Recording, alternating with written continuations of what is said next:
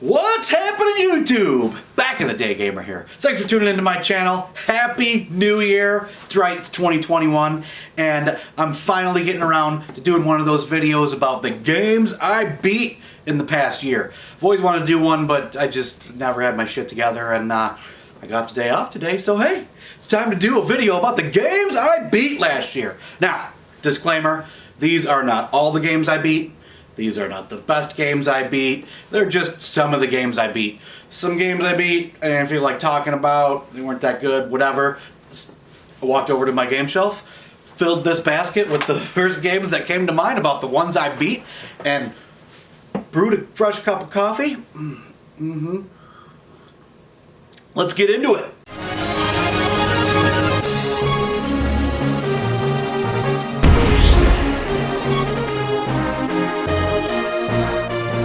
Okay, so these are in no particular order at all. I threw them all in the basket. I'm just going to blindly reach over and grab them. Now, as I said, these are not all the games I beat. They're not the favorite games I beat. They're just some games I beat that we're going to talk about. Usually, whenever I beat a game, I post some shots on Facebook, Twitter, Instagram, so if you really care that much, follow me on those, and yeah, you won't have to wait till the end of the year to see the ones I beat. So, reach into the basket and get started with one of my favorites, a game that I always wanted to beat. This is one of my top NES favorites, which my top 20 NES video will be coming out very soon, but that game is Crystalis.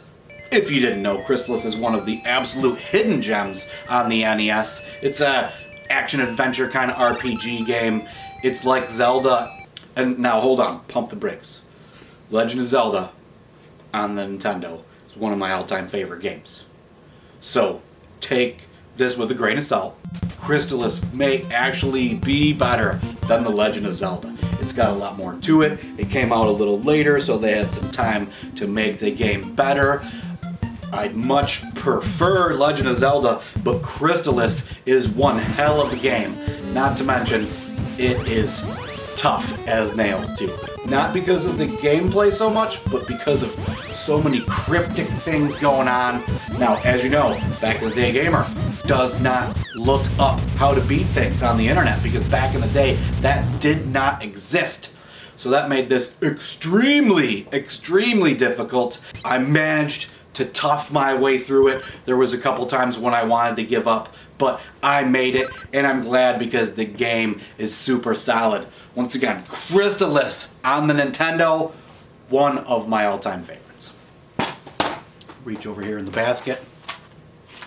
Oh, well, got a couple Game Boy titles, Motocross Maniacs and Motocross Maniacs 2. This one's on the color. Motocross Maniacs, they're both awesome, but the first one is far superior. Those games are fun as hell and dirt cheap. Next up, we got River City Ransom. This is a fun one. I don't know, back in the day, never cared much about it, never caught my eye. I've had it for a long, long time, but it's solid. Good game for sure. It's beat 'em up with RPG mechanics. And as you know, I'm a fan of RPG. We've got another NES game here. Oh, this will be a fan favorite, Blue Marlin. Yeah, no, just kidding. Obviously not a fan favorite. Black Bass and Blue Marlin are the two fishing games that were on the NES. Back in the day, gamer loves himself a good fishing game. Would not exactly consider this a good fishing game, but it's a fishing game. Ooh, Kid Dracula on the Famicom. Had this one for a while too. This or Splatterhouse was one of my first import games ever when I really started getting into everything and discovered the Famicom. I got this a long time ago. I think I only paid 20 bucks for it. Now it's way more than that, but this is a solid game. It's a good Halloween time hit. It's definitely a classic. Flintstones, Rescue Dino and Eppie. Now, by no means is this a fantastic game, but it's a fun one. You know, the Dinosaur Peak $1,500 game. It's supposed to be just like this one. This is obviously way cheap, and it is a fun game. You know, it's a platformer. It's not the best platformer in the world. It's got decent controls, pretty good graphics. I had fun with it. It wasn't overly difficult, but it wasn't simple. Once again, for the price, it was for sure worth it. We got next. We got Shinobi on the Nintendo. Now, growing up in the arcades, back in the day, there was this In-N-Out Market by my house where I tell the story sometimes where that was where I went to play arcade games. They always had one in the corner. Shinobi was one of them they had for a long time. I was a little younger than some of my friends, so they were a lot better at it than me, but on the arcade, Shinobi, is a fantastic game, and on the NES, it is a game. We got next. Quite possibly the greatest game I've ever played. Octopath Traveler. I started this game, this is the reason I got a Switch. I started this game in 2019, early 2019, and played it for a little while, put it down, put it down. When everything got shut down, I buckled down and just played me a lot of Octopath Traveler. I ended up beating it around 84 hours. I could have done it faster, but I took my time, enjoyed it. Octopath Traveler. Whew. One of the greatest games of all time. We'll leave it at that. We got Dragon Spirit. Okay, this is a shooter. Back in the day gamer, not a shooter guy. However, I do like me some Dungeons and Dragons and whatnot, so this game always caught my eye. I've had this for a long time as well, but since it's a shooter, I'd pick it up, play a little bit, put it back down, but I was bound and determined for whatever reason to beat it this year, and I did. As with most shooters, this game was tough as hell. Some people say, it wasn't that bad. I thought it was tough as hell. I pounded my way through it. I beat it. Now, my first experience with shooter was probably Xanac, which is, a hell of a lot tougher than this. Xanac is now on my radar to beat because I took down one tough shooter and I want to move it on. Another one I want to get to is Phelios on the Genesis, but we'll take it one step at a time. We don't get ahead of ourselves. We don't have a lot more in the basket here. Teenage Mutant Ninja Turtles, back from the sewers when I went on vacation up north. Took my handheld Game Boy with me, and this was one I took, and I took it down. We got another Game Boy one, Operation C. This is a game I just discovered a couple months back, and wow. Contra, Super C, two of my all-time favorite NES games for sure. This is like Super C 2.5. I consider this Contra 3. I busted out a no death run. I've got a review. Those videos are just both about to post as well. I don't want to get too much into it, but if you don't know about Operation C, you need to. Operation C on the Game Boy. Kick ass. One of my all-time favorite Game Boy games for sure.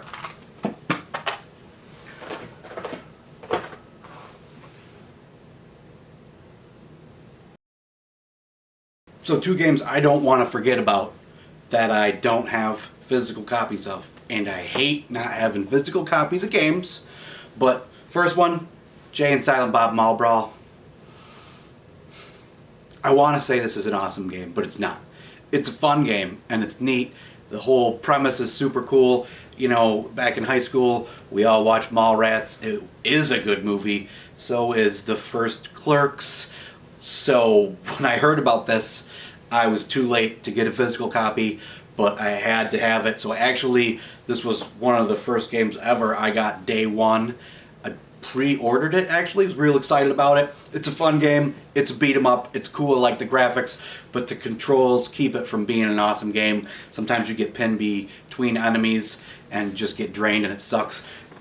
Other than that, it's a good game. It's still recommendable, and I had a lot of fun with it. I liked everything about it except that fact, and I did end up beating it. Obviously, it's in this video. Next game I don't have a physical copy of, and I'm actually glad I don't. Double Dragon 4. Now, a couple months ago, it was the first I heard about this game. I guess it came out a couple years ago, but I was surfing the eShop on the Switch, and I was just like, holy shit, Double Dragon 4! Checked out a little gameplay, and I mean, it's awesome. The graphics are awesome. The sound is great. The level design's cool. Everything's cool, except for the controls. It's a lot like Jay and Silent Bob Mall Brawl, where you can get pinned between people and drain you. Later on, you just kind of jump kick, spam your way out of it. I figured that out, made it easier. I was able to beat the game. It was a pretty easy game as far as Double Dragons go, but it really ended up pissing me off because of getting pinned.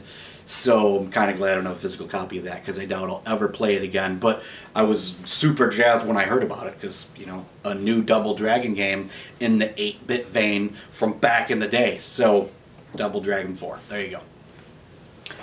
We only got 2 games left in this basket, and by coincidence, they happen to be 2 of the best. Now, as soon as Shutdown happened, like the next day, I was like, oh, I got some time. I'm going to jump into an RPG. I don't give Genesis much love. This is the only Genesis game I've beat this year for sure.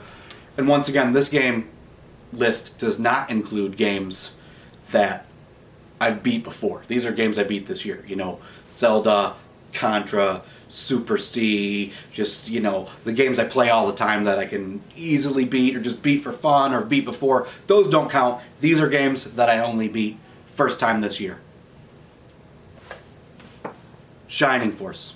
This game is kick-ass. I believe it's considered a tactical RPG, but whatever it is, I believe it to be fantastic and one of the best Genesis games I ever played. What can I tell you about Shining Force that you don't already know? If you don't know about this game though, I don't know how you'd be watching this channel and not. Shining Force is super kick-ass. I liked everything about it. Did seem to be a little long, and there was a couple of parts I found very difficult. The end guy kind of took me a while, but I highly recommend Shining Force on the Genesis. I just picked up part 2, and I'm really looking forward to getting into that one. Now the final game on this list keeps me from getting my gamer card revoked, and that is on the Super Nintendo, Legend of Zelda: Link to the Past. That's right. This year was the first time I beat this game. Once again, what is there to say about this game that you don't know that I could possibly tell you? It's awesome in every way. There's a couple stupid little cryptic parts that pissed me off that kept me from beating it all these years. You know, I only got it a handful of years ago. I played a little bit, kind of put it down, whatever. But this game is fantastic in every way. I think the graphics are my absolute favorite. The controls are spot on, the music is great, layout's awesome. I'm a fan of Zeldas. Now, also, disclaimer, the only Zeldas I've ever played are 1 and 2 on the Super Nintendo. This one, and I played a little bit of the new Switch one, the port from the Game Boy, which I didn't particularly care for, but I didn't hate it.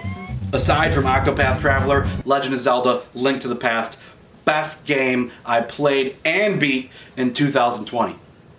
So that's my list. Thanks for tuning in. I want to hear what some of the games you beat last year were, some of the games that I need to add to my list this year, because it's a whole new year and I got 365 days in front of me to play and beat more games. So thanks for tuning into my channel. Until next time, YouTube, keep it retro.